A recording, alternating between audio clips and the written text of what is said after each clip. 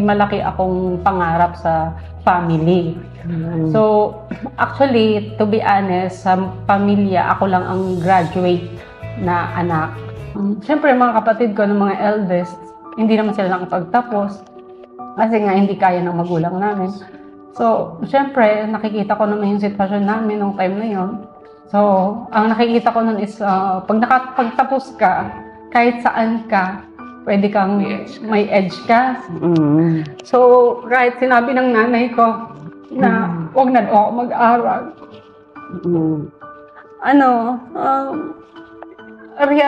Reality ito.